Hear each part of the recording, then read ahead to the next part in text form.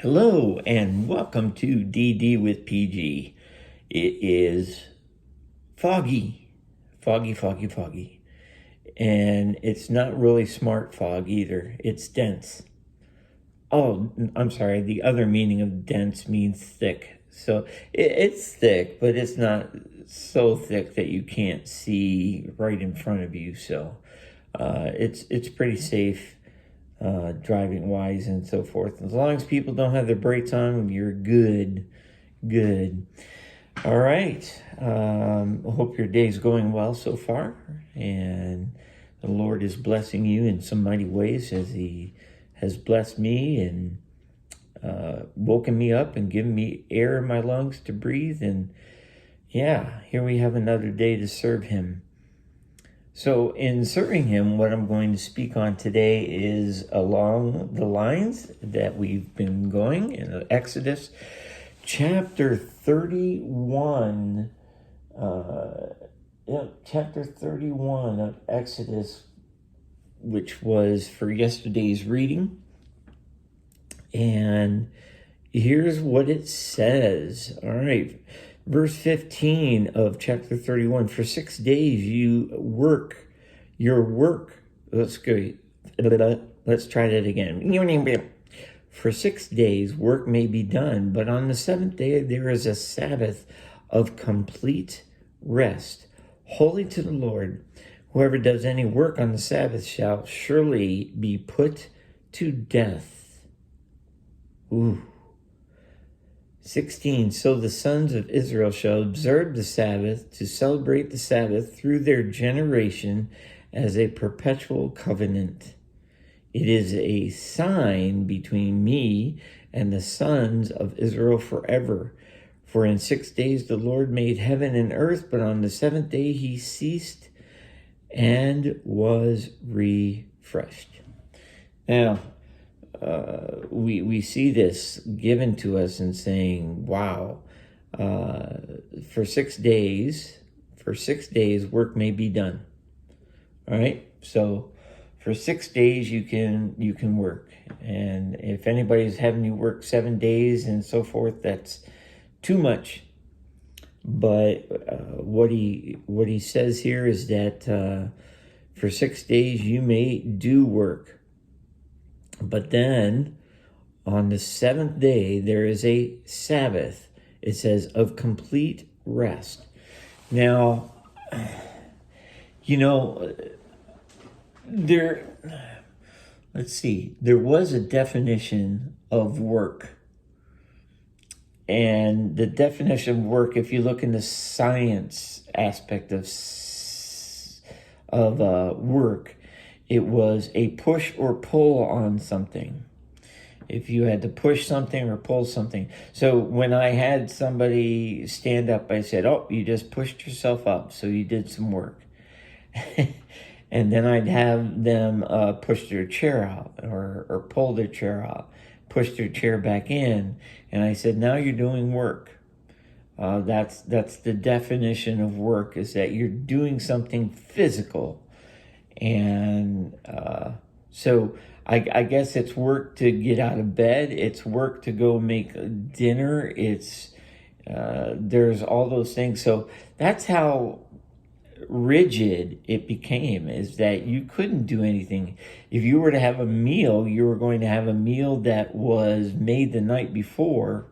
But see, you could even say that even though it was made the night before, if you have to go get it and so forth and then put it into your mouth, isn't that work as well? Because you're doing a push of the fork and into the mouth and all of that. And so you could really construe that as work too on the Sabbath day.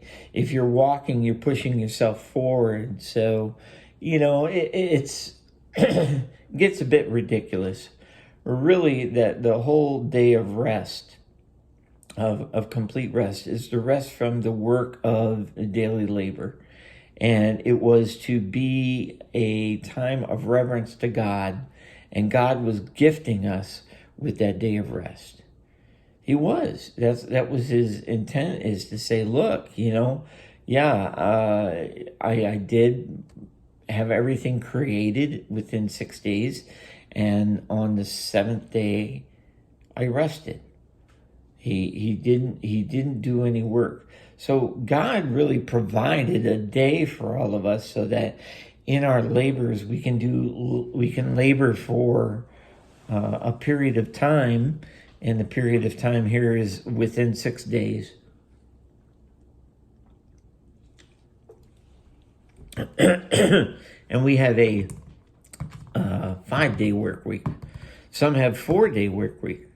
Um, it's very different in that sense. But basically, it was that time for us to take a breather and really focus on God, focus on Him, and that He would have, um, you know, time for us to glorify Him and to rest in His presence and to refresh ourselves so that when we go out into the world the next day, we're going to be able to do all the work that God has put before us. Because sometimes doing something for somebody else is going to cause us to work. It's going to cause us to do the things that we need to do that would be a benefit to someone else. So this is what it comes down to when we see this, is that God is presenting us with a gift of a day of rest. And, so what it said here, for 6 days work may be done, the seventh day is Sabbath, complete rest, holy to the Lord.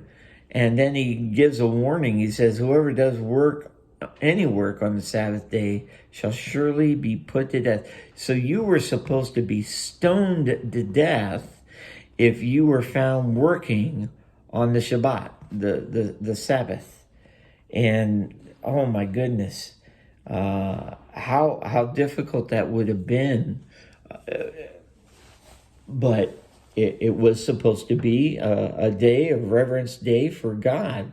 And isn't it something how things have changed in the world? Is that, again, when I was growing up, and obviously people before me, Sundays were a holy day.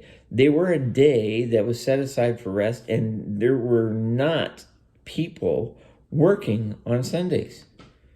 People weren't forced to work on Sundays. There weren't any activities that would be done on a Sunday. You could, drive somewhere and just relax and have some time and fun on a Sunday, because that's what it was.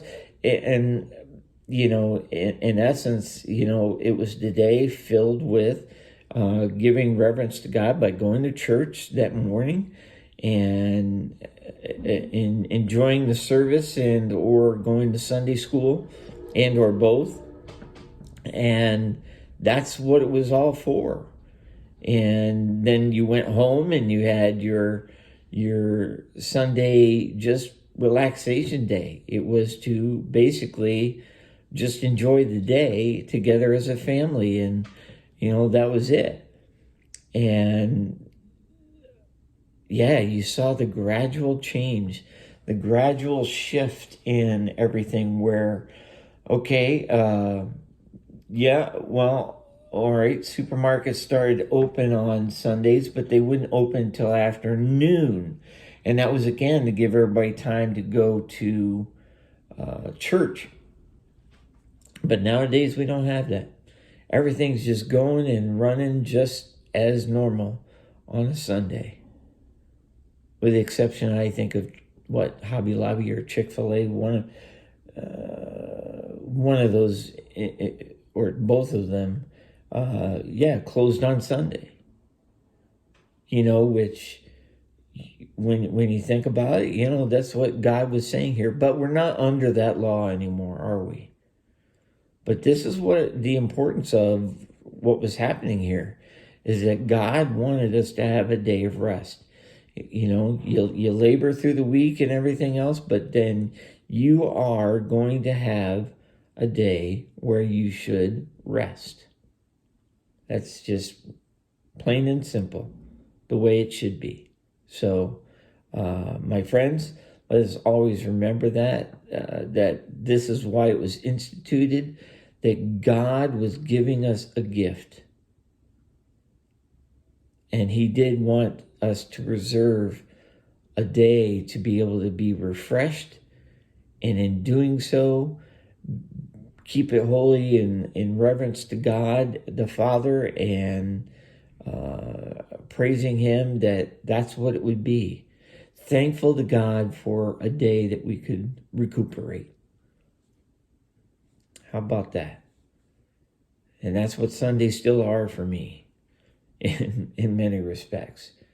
You know, yes, I'm going to go ahead and preach the word in one way, shape, or form, whether it's through devotion or whether it's through a Sunday evening service or something of that nature. But that's what we're going to do.